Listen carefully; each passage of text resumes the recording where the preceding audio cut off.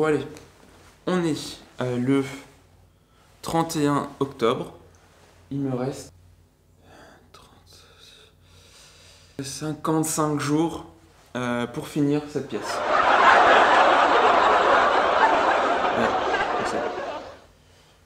Donc là, raillage, isolation, et voilà, ce sera déjà bien, je pense.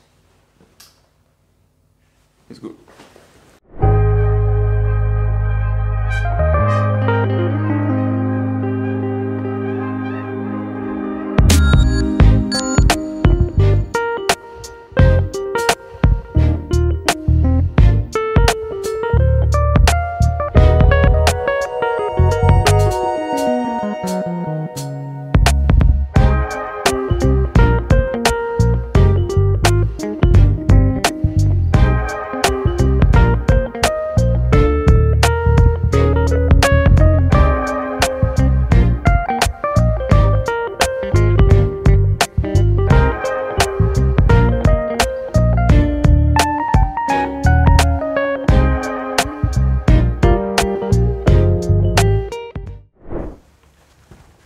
Bon, maintenant que les suspentes c'est fait, ben Isola Sound, j'ai pris de la laine de roche parce que honnêtement en termes de budget c'était compliqué, comme on avait difficilement prévu de refaire tout ça.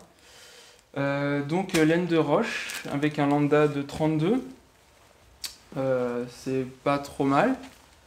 C'est des panneaux de 160 et je vais devoir les retailler pas mal.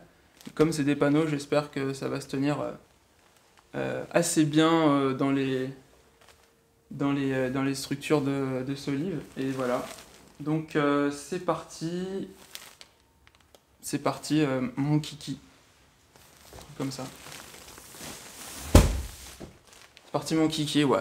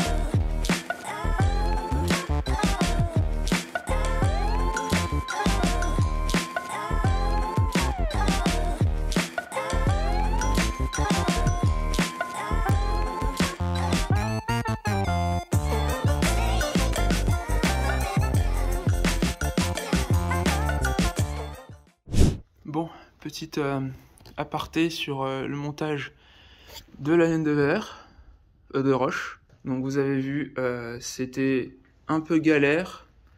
Le machin est tombé. J'en ai foutu partout.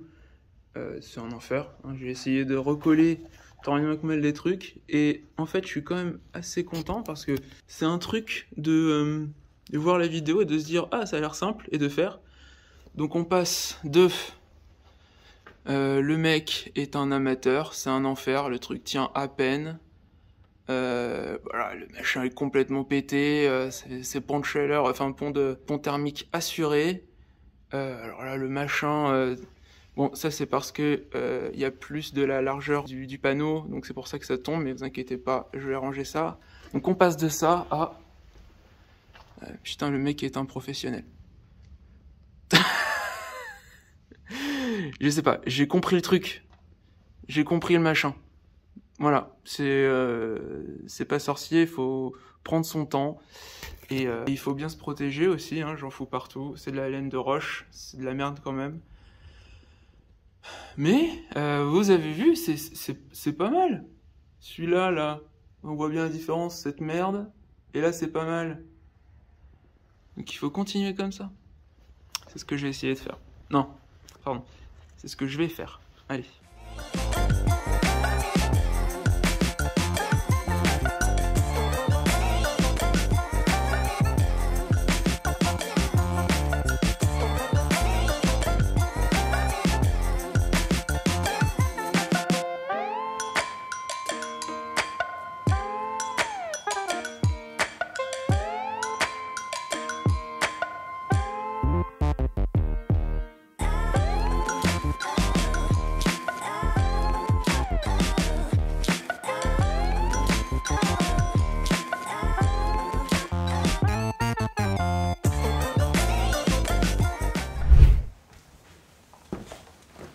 Bon, voilà, ça c'est fait pour la chambre. Ça s'est assez bien passé à partir du moment où j'ai pris en main le matériau. Maintenant, la première rangée là, qui est toute naze, je peux pas laisser ça comme ça, donc je vais la reprendre. Et franchement, le panneau, j'ai jamais installé de rouleau, mais j'ai déjà désinstallé des rouleaux, vous l'avez vu. Franchement, si on maîtrise bien la coupe, c'est incroyable. Là, j'ai évité la plupart des ponts thermiques que j'aurais pu mettre avec des rouleaux. Donc franchement, très satisfait du produit, c'est super cool. Allez, je fais la première rangée, la dernière rangée, enfin là-bas, et on avance.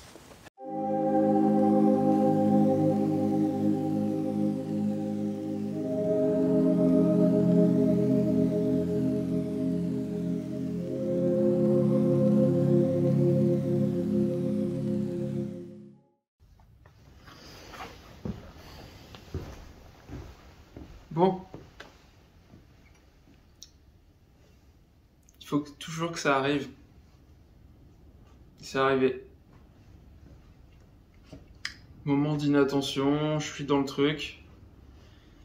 Je viens juste de me rendre compte que j'ai plusieurs rangées de suspentes qui sont comme ça. Genre vénère. J'ai bien mes 60 entre chaque suspente sur la première rangée. Et la dernière rangée, en fait, celle qui est genre vraiment tout au fond là-bas, ben il n'y avait pas 60, donc j'ai mis à 10 cm du mur. Truc comme 53. Et ça, pour la deuxième rangée, j'ai oublié. Et comme je manque de méthode, la méthodologie, genre c'est tellement important. Et ben en fait, j'ai répercuté une mesure qui était pas la bonne sur genre tout. Ce qui veut dire que j'arrive là-bas, et ben en fait, je suis pas bon du tout. Les alignements sont pas bons du tout. Et je me suis dit bon, peut-être que c'est pas très grave. J'ai mesuré et en fait, les écarts sont vénères et je pense que je vais avoir beaucoup de mal à installer mes plaques de plâtre. Par la suite, si j'ai pas le bon écartement, ça va forcément poser des problèmes. Donc, je vais enlever, heureusement, 1 sur 2 mon isolant pour pouvoir remettre correctement mes suspentes et ainsi par la suite remettre l'isolant et continuer mon travail. Voilà, je vous laisse une minute de silence. Pour tous les gens amateurs comme moi qui ont vécu ce petit moment de solitude.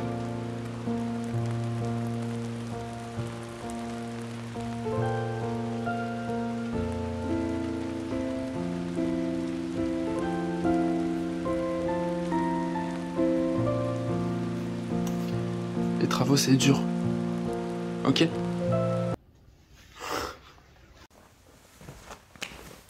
Bon, j'ai quasiment terminé.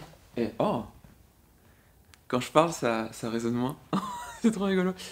J'ai quasiment terminé de poser l'isolant au plafond. Maintenant, je vous ai pas montré en détail ce que je faisais parce que franchement, c'était de l'apprentissage tout du long. J'ai fait des erreurs, comme d'habitude. Et là, je vais juste vous montrer, on va dire, ma technique que j'ai développée. Ça doit pas être ma technique perso, j'imagine que tout le monde fait pareil. Mais voilà, je vais vous le montrer quand même. J'ai appris plein de choses en fait sur ce matériau. Le panneau de laine de roche, c'est pas du tout pareil que du rouleau. Pour moi, ça se comporte pas du tout pareil. Et j'ai mis vraiment un petit moment à vraiment appréhender, à comprendre tous les petits détails. Alors j'avais lu des trucs, et on va regarder ensemble comment ça se passe pour la découpe, la pose, et surtout voir ce qui est bien, ce qui est pas bien. Bon. Pierre, vous en foutez, vous passez. Donc là, c'est un panneau de 160 mm d'épaisseur, parce que mes solides font 160 mm de hauteur, et je peux pas vraiment avoir beaucoup plus si je veux avoir de la surface et dans les combles et en dessous. Sachant qu'ici, là, on est à 2,50 de hauteur sous plafond. Je peux pas mettre plus, c'est mon max. Sachant qu'il faut laisser aussi une petite lame d'air entre l'isolant et le placo. Outil très important à ne pas négliger, le couteau à laine. Vraiment, ça coupe très bien. Et c'est tout. Voilà. Ok, alors, le panneau, très très simple. Donc c'est quelque chose d'assez dense. C'est quelque chose aussi de super fragile. Je vais donner un petit coup là. Hop, tout de suite. Bon, vous le voyez peut-être pas, ça se voit. Ça a pris la marque, ça s'est même un peu déformé. Si je donne un petit coup de couteau, hop, tout de suite, on voit le trait du couteau. Donc c'est quelque chose de super fragile et ça se déchire aussi très facilement. Là, je prends une petite chute, vraiment là, donc elle fait 2 cm. J'ai juste à la plier et ça casse en fait. Vraiment, ça casse tout de suite. Donc ça, c'est un truc à savoir.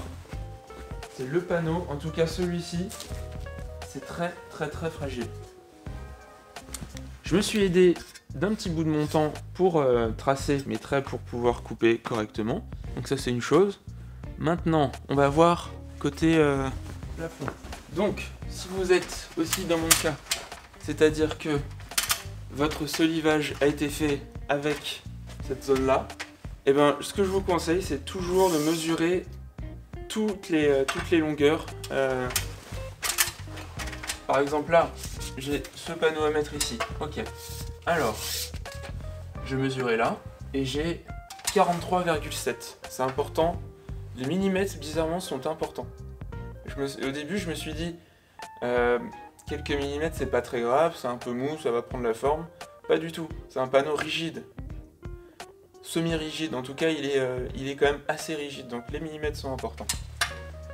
Donc là j'ai 43,5 et 60 cm après, vu que c'est la hauteur de la longueur de mes panneaux, j'ai 44. Vous voyez, ça change pas mal. Donc là 43,5 et 44. Ok. Donc j'avais lu sur internet qu'il fallait rajouter 1 cm pour la laine de verre. Donc on rajoute 1 cm et en fait ça nous donne la longueur idéale pour que le panneau, le rouleau puisse se positionner et tenir. Sauf que là, je me suis dit je vais faire pareil, je vais rajouter 1 cm. Faux.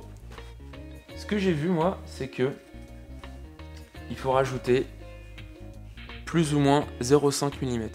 0,5 cm, pardon. Ça suffit largement pour donner assez de largeur pour que le panneau puisse vraiment bien tenir. Mais pas plus, vraiment pas plus, sinon on commence à avoir des très grosses déformations. J'en ai quelques-unes. Et je vais vous montrer. Là. Oups. Donc ça, on voit sur le côté droit, là, j'ai dû appuyer comme un goré pour que ça rentre. Parce qu'en fait, c'est trop large. Et j'avais pas envie de l'enlever parce que le panneau de laine de roche, ou de verre, peu importe, je pense, se monte assez facilement, mais sachant que c'est fragile, ça se démonte très péniblement. Parce que du coup, ça va s'effriter, ça va perdre de sa matière. Donc, Il faut essayer d'être le plus juste possible dès le début. C'est vraiment mieux. Ok, alors, on avait dit 43,5. Donc là, je suis à 43,5 et je vais rajouter 2 mm. Hop, donc ici. Vraiment donner un tout petit coup, on voit déjà le trait. Hein. Et là, 44. Donc je vais être à 44,2 aussi, comme ça. Hop, voilà. J'ai mes 2 traits, je positionne mon repère. Voilà. Et pareil, essayez d'être le plus rigoureux possible parce que les millimètres comptent vraiment sur ce type de matériau. Et là, droit. Bien droit.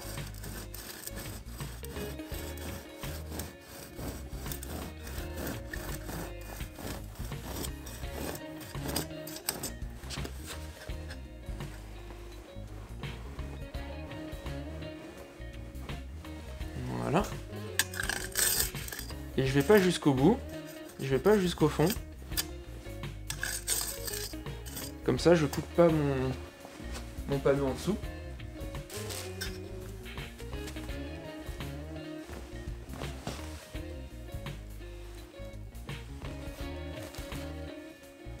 Voilà. Tac. Bon bah, je vais pas jusqu'au bout, mais je l'ai quand même fait. Et là, ce que je fais, bah, je viens finir directement comme ça. Comme ça, j'ai une coupe la plus propre possible.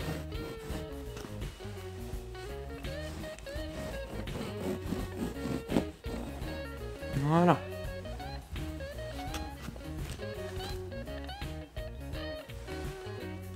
Donc, si je me souviens bien, mon 43, il est ici, donc c'est le côté au fond. Autre truc super important, du coup, nous on s'est fait livrer en palette. J'ai pas acheté ça à l'unité, dans une grande surface. Et quand on nous livre en palette, il y a des très très grosses sangles qui tiennent tout. Et voilà ce que ça peut faire, sur le côté là. Donc là, je viens de le voir. Et j'ai coupé, je pense, un peu trop juste. Pourquoi ? Parce que la palette a vraiment tassé le côté et c'est irrécupérable. Donc là, j'ai mesuré dans ma chance. Faut toujours vérifier ça aussi, hein, je l'ai pas fait. Faut regarder où est le côté le plus épais et mesurer par rapport à là. Parce que là, j'ai pris 43 ici. Et là, je pense que le bas est un peu plus large. Donc du coup, ça va le faire. Je vais forcer un peu, mais je vais mettre ça en premier. Je vais mettre ça vers le bas. Comme ça, c'est le bas qui va vraiment tenir. Et le haut sera peut-être un peu plus soft. On verra. Je veux certainement que je vais devoir bien appuyer pour pouvoir l'enfoncer celui-là. Ok, donc 43, c'est en bas. Donc la tête comme ça. Et le bas comme ça. Ok. C'est de la laine de roche, de la laine minérale. On s'équipe, on se protège. Le nez, la bouche, tout ça. Alors je vous conseille aussi de mettre un petit chapeau, un truc pour protéger vos cheveux, parce que la poussière, elle va vraiment partout. Et moi, comme un con, je vais oublier. Alors, ce que je fais aussi, c'est que j'en mange toujours le côté en face de moi, un peu en biais comme ça. Comme ça s'enfonce beaucoup mieux. Et après, j'ai juste à faire pencher le truc, parce que une fois qu'il est en place, une fois qu'il est posé, comme je vous ai dit, c'est dur de renlever. Et s'il y a un petit jour, par exemple, parce que vous avez mal enfoncé, ça va être très compliqué à l'enlever, sans perdre de matière, sans l'abîmer. Donc il faut être le plus juste possible. Donc ce que je fais, c'est que je le mets en diagonale comme ça, j'appuie fort fort fort, je viens compresser ici, et après je repousse. Et normalement, j'ai pas de jeu. Normalement, on va voir ça. Si j'y arrive du premier coup. Souvent quand je suis filmé, je fais de la merde. Vous le savez.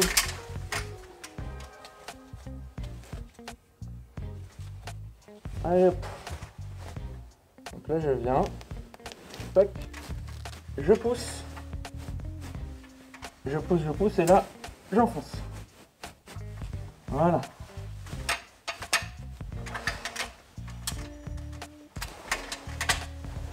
Donc, comme je l'avais dit, ce côté là, bah comme il était un peu en dehors de ma coupe. Donc là ma coupe, on la voit, elle est assez nickel. Mais ici ça dépassait. Donc soit je peux couper. Moi ce que je préfère, parce que je suis j'ai un peu peur, donc je vais juste essayer de l'enfoncer un petit peu. Faut essayer de pas trop tasser non plus, parce qu'une laine tassée c'est une laine qui fonctionne plus. Il faut toujours qu'il y ait un peu d'air entre les fibres. Mais bon là c'est pas trop mal. Et là du coup, la jonction est bonne aussi. Donc on est bon.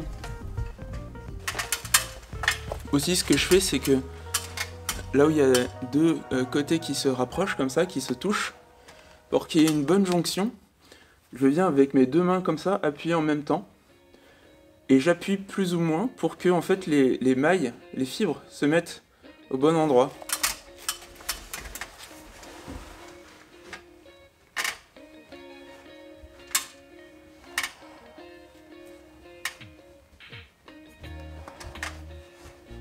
Et là, on voit pas très bien, désolé. La jonction, elle est nickel. Elle est vraiment nickel. Donc là, pas de pont thermique. Voilà. C'est pas mal. Donc du coup, je vais continuer le petit bout qui me reste. J'en ai pour 30 minutes. Et puis après, ce sera déjà ça de fait. Non? Allez, à toutes. Bon, j'ai fait un peu de rangement, le plus possible. J'ai placé mon petit niveau laser, suspente, isolation, c'est parti. Mon kiki. Bon, bah c'est suspenté. Donc, isolation. J'espère que j'aurai fini avant qu'il fasse très froid. C'est-à-dire qu'en ce moment, à la maison, il fait entre 11 et 14 degrés. Alors que dehors, il fait 16-17. Même en ouvrant, l'inertie des murs est tellement gigantesque que bah en fait la maison rafraîchit d'elle-même l'air. C'est important, l'inertie et l'isolation. Bon, bah encore une étape de plus dans l'isolation. Donc voilà, ça c'est fait. Petit retour rapide aussi sur l'isolation. Il faut aussi faire attention aux chutes. Il y a ce que j'appelle les chutes réutilisables et les chutes pas réutilisables. Et je suis assez content parce que sur une quarantaine de sacs, je pense qu'il doit y en avoir 40 là, bah, j'ai l'équivalent je pense de 2 panneaux en chute non réutilisables. Donc ça c'est cool. Toutes mes chutes réutilisables, je les mets sur le côté, comme ça au moins je sais que là j'ai une cloison qui va arriver, donc c'est pas très grave si c'est pas ultra hermétique. Donc tout ça là c'est des petites chutes. On voit peut-être pas très bien, on voit rien du tout. Et voilà. Donc ça avance super bien. Nous voici dans une pièce, c'est-à-dire un endroit en fait, que vous n'avez pas vu depuis très longtemps, les combles. On n'est pas bien là. Bon. Vous voyez bien qu'il manque un truc. Par là. Et par là. Donc c'est ce que je vais finir, parce que si je veux isoler cette partie ainsi que cette partie, bah, je vais devoir finir le solivage. Normalement, ce sont les dernières. J'ai fait mon repérage, du coup j'ai besoin de celle-ci. J'ai calculé ma trémie d'escalier et du coup elle va faire 3,50 m par 70 cm. Donc j'ai calculé tout ça, il faut que je place mes repères. Je vais certainement commencer par celle du fond. Donc ça va faire une sorte de rectangle. Il y en aura une qui va aller au fond, une ici, et une qui va aller jusqu'au bout là-bas. De toute façon on va tout filmer, on va faire ça ensemble, vous inquiétez pas. Allez. On se chauffe, c'est parti.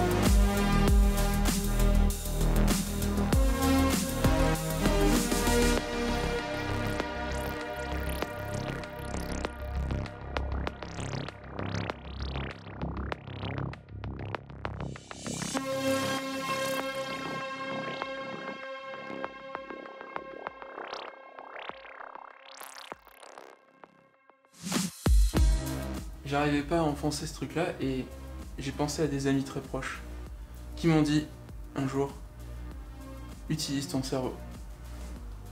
J'ai utilisé mon cerveau et au bout là-bas j'ai mis une petite cale en bois en dessous que j'enlèverai. Merci l'estime du savoir.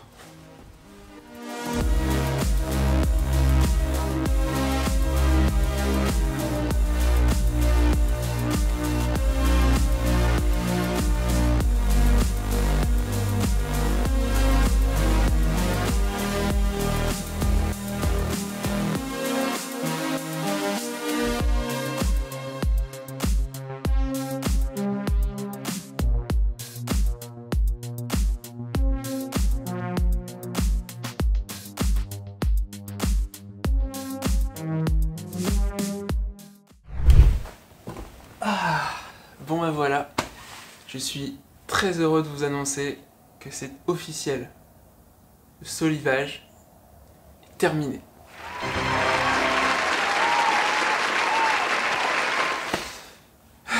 Donc je vais enfin pouvoir passer à l'égalisage des solives parce que tout n'est pas spécialement plat. Donc un petit coup de rabot aux endroits où ça dépasse. On met de la bande résiliente, on met de l'OSB. Et on continue, comme d'hab.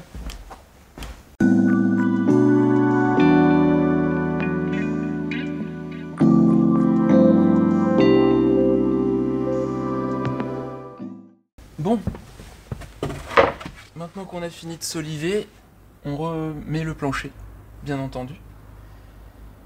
Et quand il y a des découpes un peu compliquées comme ça, qu'on en a déjà fait en plus sur la chaîne, et qu'on s'est plaint un peu que ça s'était pas très bien passé, et ben en fait on les fait off caméra. J'ai fait la découpe. J'ai mis une première partie.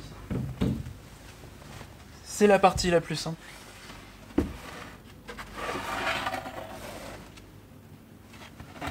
Je vais mettre la seconde partie.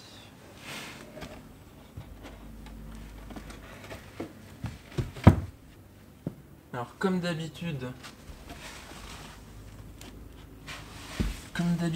il me manque 1 cm. Parce que là, je suis tout pile en fait. Donc il me faut vraiment 1 cm en plus, ici, là. Mais c'est pas grave. Parce que là, c'est bien. Là, c'est très bien. Là, c'est très bien. Là, c'est un peu trop, mais bon. Là aussi, mais ça va. C'est dans les côtes. On découpe ça, on revient. Alors, mieux ou pas mieux? Normalement, c'est mieux. Ok. Yes. Yes, yes, yes. Donc là, normalement, je peux enfoncer ça. Voilà.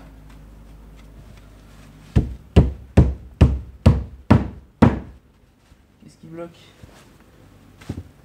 Ah non, c'est bon. Non, on est nickel. On est bon. Je vais te prêter. Viens voir.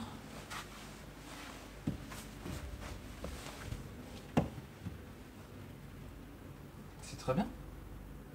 Donc bah c'est parti. Je vais visser ça.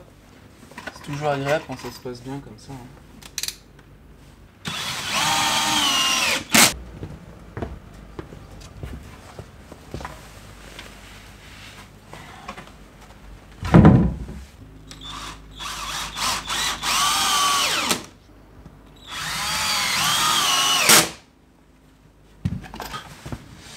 Bon.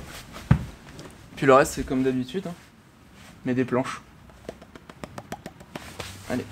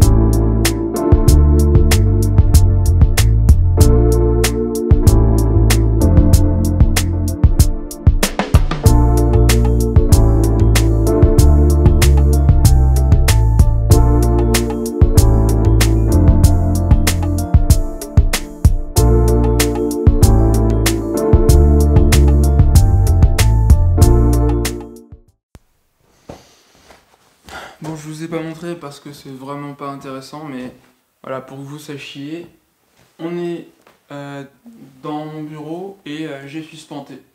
Voilà. Ça s'est bien passé, si vous voulez savoir. Et je vais pouvoir attaquer l'isolation. Et ce que je vais faire... Ah! Donc ici, nous avons l'escalier juste derrière. Ici, nous avons l'escalier derrière qui monte au premier étage. Et là, nous aurons l'escalier qui monte au comble. Et comme cette partie-là, je ne vais pas pouvoir isoler par le dessous tout de suite parce qu'il faut que je réfléchisse à comment je vais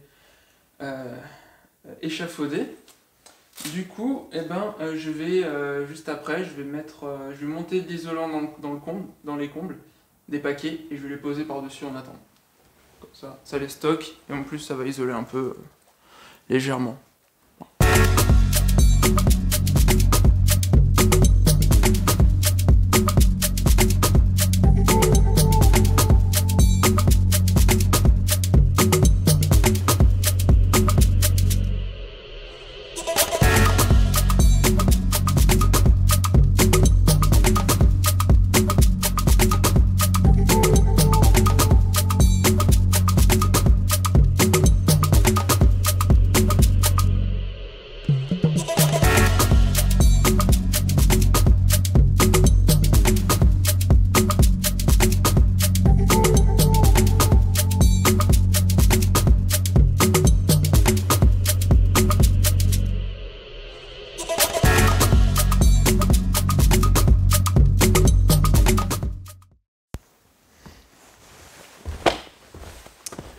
Bon, clap de fin pour l'isolation, en tout cas du plafond, quasiment, peu de choses près.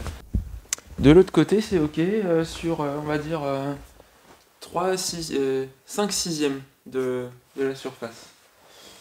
Et honnêtement, j'ai vu plein de vidéos de gens qui posent de la laine de verre en rouleau, souple, et je trouvais ça un peu casse-gueule. Les panneaux au début, vous avez vu, c'était un peu galère, mais à la fin, franchement, c'est vraiment le feu. Ça tient super bien entre les solives. J'imagine que c'est la même chose entre chevrons. Je pense sincèrement prendre des panneaux comme ça, rigides, pour le toit, parce que je suis habitué maintenant et je trouve ça super pratique. On peut vraiment réutiliser toutes les chutes. J'ai sur, je pense... une cinquantaine, voire même plus, je sais pas combien j'en ai utilisé, faudrait que je fasse le calcul, j'en ai utilisé pas mal. Je pense avoir gâché, on va dire, en chute, vraiment chute non réutilisable, 3 panneaux. Donc ouais, sur peut-être une centaine, c'est pas mal. Donc voilà, du coup pas beaucoup de chutes et très, très facile d'utilisation une fois qu'on a compris comment ça fonctionne réellement. Donc pour l'isolation c'est fait, j'ai aussi pour le chauffage, alors c'est très très sale pour l'instant, j'espère qu'il n'y a aucun plombier qui me regarde, mais voilà, je vais le montrer.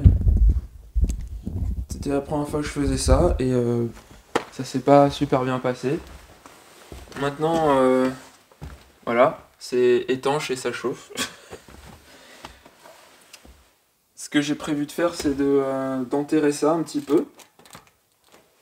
C'est pour ça que j'ai enlevé ici un peu de chape, même si en fait toute cette chape va disparaître. Là ça va être un petit peu enterré. Normalement ça devrait aller. Sachant que là j'ai ma cloison qui arrive au moins jusqu'ici. Donc tout ça ce sera pas forcément visible. Là ce sera pas visible. Et puis de l'autre côté pareil, ce sera un petit peu enterré. Donc j'ai un peu de travail là-dessus. Mais voilà. Ça s'est relativement bien passé dans l'ensemble. Pas de fuite, pas de problème majeur, c'était ok. Donc, on est aujourd'hui, on est combien, s'il vous plaît, 29 novembre. Ouf, est-ce que ça ressemble à une chambre, ça? Bon, désolé, c'était une très longue vidéo, mais en même temps, ça fait un petit moment que j'avais pas posté.